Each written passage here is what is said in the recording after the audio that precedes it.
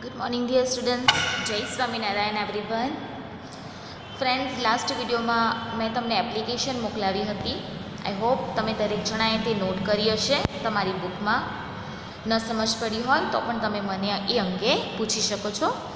આજે આપણે unit 6 read 3 complete કરવા જઈ રહ્યા છીએ, જેનું ટાઇટલ છે dating technology. Friends, dating simply આપણે જોઈએ તો ડેટ એટલે નાઉન ફોર્મમાં હોય છે, એટલે કે નામના રૂપમાં હોય છે. ડેટ એટલે કોઈ બી દિવસનું તારીખ કે નામ. પણ અહીંયા ગાડી ડેટિંગ ટેકનોલોજી એ ડેટિંગ આઈએનજી વાળું ફોર્મ છે, એટલે એક ક્રિયાપદના ફોર્મમાં આવેલું છે. It is as a verb used here. સમય નક્કી કરવાની તકનીકી ટેકનોલોજી, આવો એનો અર્થ થાય છે. તો લેટ્સ રીડ ધ લેસન. આપણે લેસન રીડ કરીએ અને એને કોમ્પ્રિહેન્ડ કરતા જઈએ, સમજતા જઈએ. Dating objects and artefacts is an interesting area of investigation. Dating objects એટલે કે ઓબ્જેક્ટ્સ એટલે થિંગ્સ, આપણે સમજીએ છીએ ઓબ્જેક્ટ્સ એટલે થિંગ્સ. એન્ડ આર્ટિફેક્ટ્સ, આર્ટિફેક્ટ્સ એટલે કે મેન મેડ, માણસ દ્વારા બનેલું માનવ નિર્મિત વસ્તુઓ.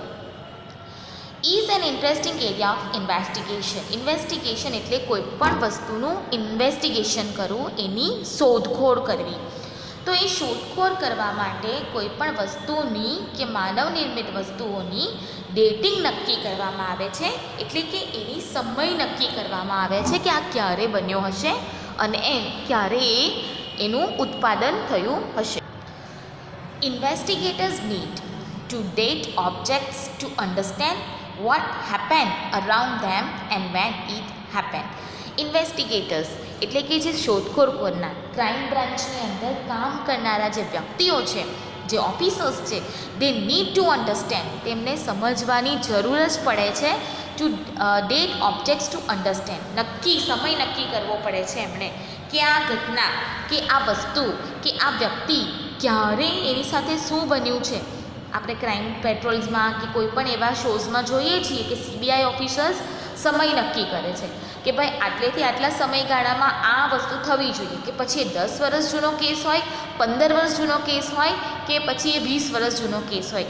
એની ડેટિંગ નક્કી કરીને પછી એની ઉપર કોઈ પણ પ્રકારની પ્રક્રિયા કરીને આપણે કોઈ પણ વસ્તુનું ઇન્વેસ્ટિગેશન કરીએ છીએ. તો investigator needs to date objects to understand એટલે કે સમજવા માટે. અન્ડરસ્ટેન્ડ એટલે સમજવા માટે શું બન્યું હશે એ વસ્તુઓની સાથે કે એ વ્યક્તિની સાથે, એન્ડ વેન ઇટ હેપન, અને ક્યારે બન્યું હશે, તો એના માટે એક ચોક્કસ સમય નક્કી કરે છે. It also helps to understand and what time in history a particular object was used. એ પણ હેલ્પ કરે છે, એ સમજવા માટે તો કરે જ છે, પણ એ વસ્તુ જે સમય નક્કી કરવાની પ્રોસેસ છે, ડેટિંગ ટેકનોલોજી છે, that also helps at what time in history a particular object was use. એટલે કે ઇતિહાસમાં જે વસ્તુ છે એનો કઈ ચોક્કસ પ્રક્રિયા માટે ઉપયોગ કરી શકાય છે, તે પણ આ ડેટિંગ ટેકનોલોજી દ્વારા આપણે જાણી શકીએ છીએ. Friends, I would like to tell you one important thing, that this lesson is giving us 3 kinds of information to us. 3 પ્રકારની આપણને જાણકારી આપે છે. એક તો રેડિયો કાર્બન, જે કાર્બન 14નું છે, તે આર્કિયોમેગ્નેટિક ડેટિંગ. આર્કિયોમેગ્નેટિક ડેટિંગ એ આપણા શરીરના પૃથ્વીનું જે ચુંબકીય ક્ષેત્ર છે, જે વસ્તુઓને નીચે ખેંચે છે, તો એ સિદ્ધાંત પર કામ કરે છે, તે એક બતાવે છે. અને જે ટ્રી રિંગ્સ છે, તે ટ્રી રિંગ્સ ડેટિંગ, આ એક આપણને, એટલે કે જે આપણે ડેટ ફિંગરપ્રિન્ટ હોય છે, તો એ 3 ટેકનોલોજીનું આની અંદર ઉલ્લેખ થયો છે. Let's move ahead. Such investigations are taken up by scholars studying historical civilization. હવે આ હિસ્ટોરિકલ સિવિલાઇઝેશન એટલે શું? તો આપણી પ્રાચીન જે સંસ્કૃતિ છે, જેમાં આપણે મોહેન્જો-દડો લઈએ, હડપ્પાની સંસ્કૃતિ લઈએ, તો એ બધી સંસ્કૃતિઓને પણ જે આર્કિયોલોજી કહેવામાં આવે છે, આર્કિયોલોજી કહેવામાં આવે છે. મેગ્નેટિક એ અલગ શબ્દ છે. એટલે કે આર્કિયોલોજી એ પ્રાચીન સંસ્કૃતિની આપણને સ્ટડી કરાવે છે, પ્રાચીન સંસ્કૃતિથી આપણને વાકેફ કરે છે. તો આવા પ્રકારના ઇન્વેસ્ટિગેશન્સ માટે ટેકન અપ બાય સ્કોલર્સ એટલે કે વિદ્વાનો, એક્સપર્ટ જે હોય છે તેઓ, કોને પહેલાં સ્ટડી કરે છે? તો પહેલાં હિસ્ટોરિકલ સિવિલાઇઝેશન્સને સ્ટડી કરે છે, એટલે કે આપણી પ્રાચીન સંસ્કૃતિને સ્ટડી કરે છે. રોક્સ, પથ્થરોને પણ જાણીએ. આપણે જોઈએ છીએ કે ભાઈ આટલા જૂના પથ્થરો છે, દરિયા કિનારેથી મળે કે કોઈ તમને કોઈક જે પેલા ખડકોમાંથી મળે છે, તો એ પથ્થરોની ક્વોલિટી જોઈને એની એક પદ્ધતિ દ્વારા એ જાણવામાં આવે છે કે આ પથ્થર કેટલો જૂનો હશે અને ક્યાં તેનો ઉપયોગ થતો હશે, જેમ આપણે આદિમાનવની સંસ્કૃતિને પણ ભણી શકીએ છીએ. Ancient culture or crime investigators etcetera. Ancient એટલે પ્રાચીન અને અર્બન એ એનું અર્બન એ એનું એન્ટોનિમ્સ છે, એટલે કે અપોઝિટ છે. એટલે કે પ્રાચીન સંસ્કૃતિ, ઐતિહાસિક સંસ્કૃતિ, પથ્થરો, પ્રાચીન સંસ્કૃતિ અથવા ક્રાઇમ ઇન્વેસ્ટિગેટર્સ યુઝડ ઇટ. જે આ ડેટિંગ ટેકનોલોજીનો ઉપયોગ આટલી વસ્તુઓ માટે થાય છે. શોર્ટ ક્વેશ્ચન્સમાં આવી શકે, what are the uses of dating technology? તો dating technology are uses for studying historical civilization, rocks, ancient culture or crime investigators etcetera. I hope you understand this much. Then the next paragraph. Several techniques are used to establish the ages of various ancient natural objects and artifacts. Artifacts આપણે જોઈ ગયા, માનવ નિર્મિત પદાર્થ. Several એટલે ઘણી બધી, many kinds of techniques are used. ટેકનોલોજીનો ઉપયોગ થાય છે to establish એટલે કે પ્રસ્થાપિત કરવા the ages of various ancient natural objects. Ages એટલે કે એરા, અહીંયા આગળ એની ઉંમર નથી, એરા થાય છે. એરા એટલે કે યુગ.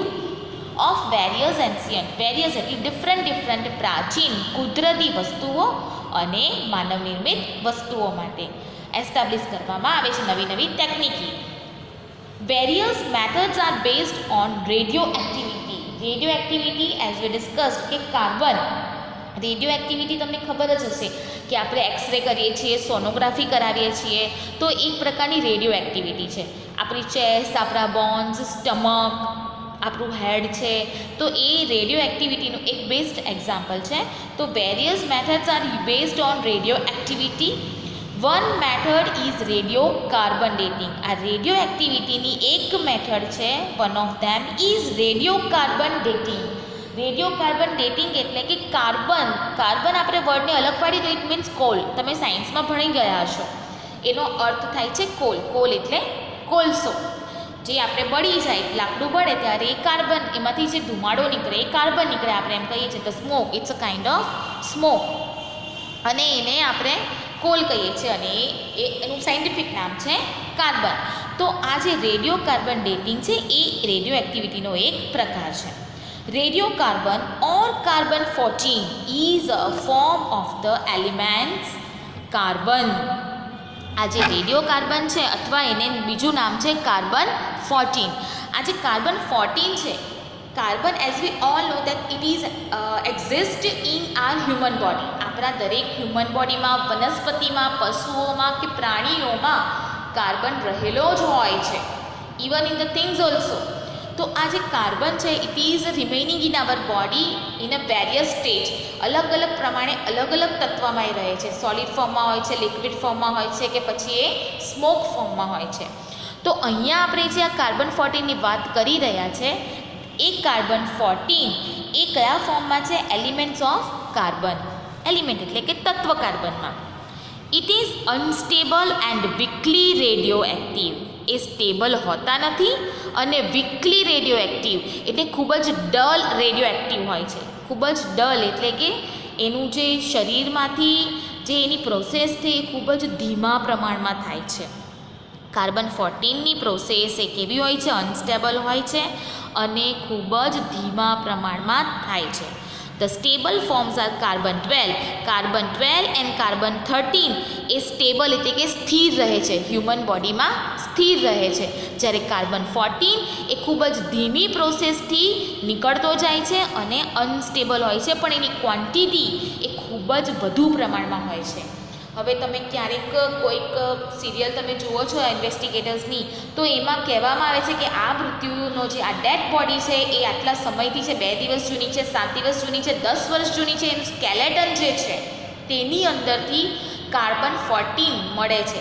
હ્યુમન બોડીની અંદર કાર્બન 14 રહેલો હોય છે એ અનસ્ટેબલ હોય છે અને વીકલી એક્ટિવ હોય છે, એટલે ખૂબ જ ઓછો અને ધીમી પ્રોસેસથી એ બહાર નીકળતો જાય છે. એટલે હ્યુમન બોડીમાં જે કાર્બન 14 રહેલો છે ને એના દ્વારા ઇન્વેસ્ટિગેટર્સ નક્કી કરે છે સમય કે આ હ્યુમનનું મૃત્યુ આ બોડી કેટલી જૂની છે.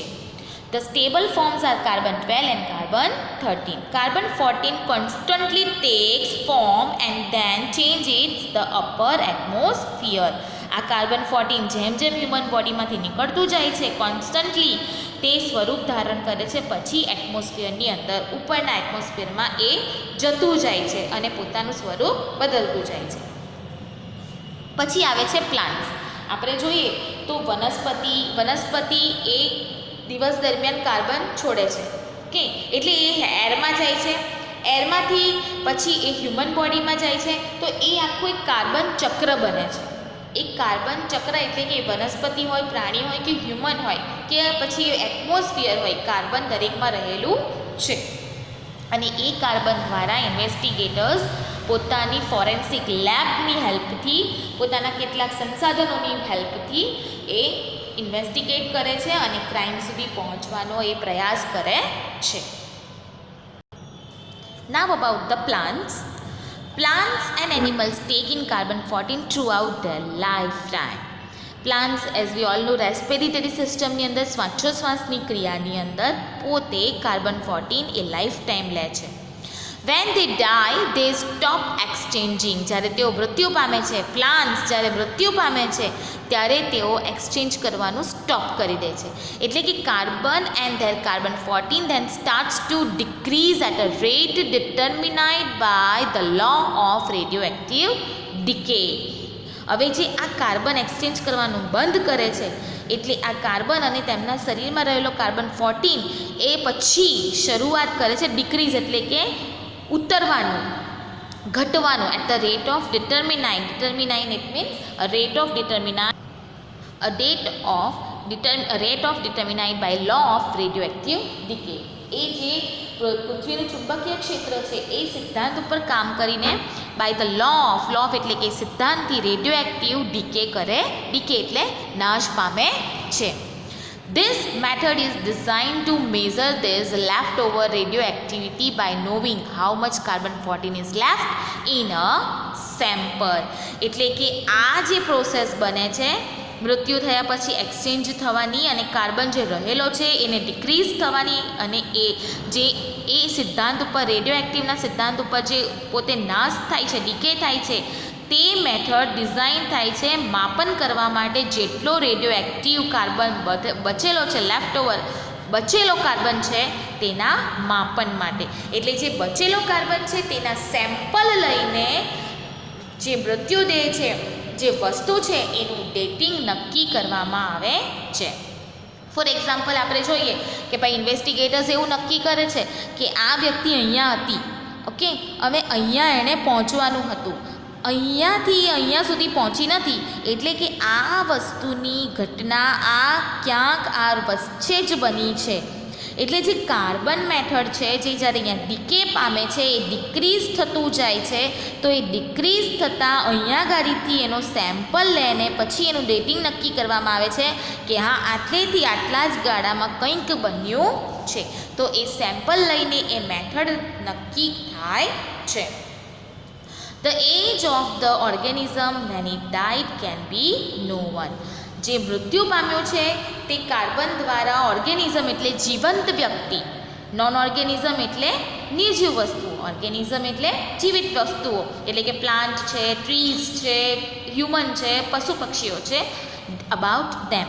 તો એનો એક એજ નક્કી કરવામાં આવે છે કે ભાઈ 27થી 32-35 વર્ષની ઉંમરના વ્યક્તિ છે કે ભાઈ આ જે મૃત્યુ પામેલું છે હોર્સ છે કે પછી કેમલ છે કે એની જાતિ નક્કી કરવામાં આવે છે with the help of carbon 14. જે વ્યક્તિ મૃત્યુ પામી છે તેના શરીરમાં બચેલો છે લેફ્ટ ઓવર તે રેડિયોએક્ટિવ દ્વારા કે જે લો ઓફ રેડિયોએક્ટિવ પર કામ કરે છે અને કાર્બન 14 આપણને હેલ્પ કરે છે ઓર્ગેનિઝમની એજને જાણવા માટે અને ક્યારે એ મૃત્યુ પામ્યું હશે તે પણ તેનાથી જાણી શકાય છે. આ આપણું કમ્પ્લીટ થયું પહેલું રેડિયો કાર્બનનું. આર્કિયોલોજિકલ જે મેગ્નેટિક ડેટિંગ સિસ્ટમ છે તેનું other methods are that is also used like archaeomagnetic dating. જેમ આપણે વાત કરી તેમ એક તો કાર્બન 14ની, હવે આર્કિયોમેગ્નેટિક ડેટિંગની. This is based on reversal of magnetic field of the earth. This is based on reversal magnetic field. Magnetic field એટલે જે આપણો ન્યૂટનનો ગુણધર્મ છે, જે આપણે પૃથ્વી આપણને નીચે ખેંચે છે તેના ઉપર ફિલ્ડ ઓફ ધ અર્થ.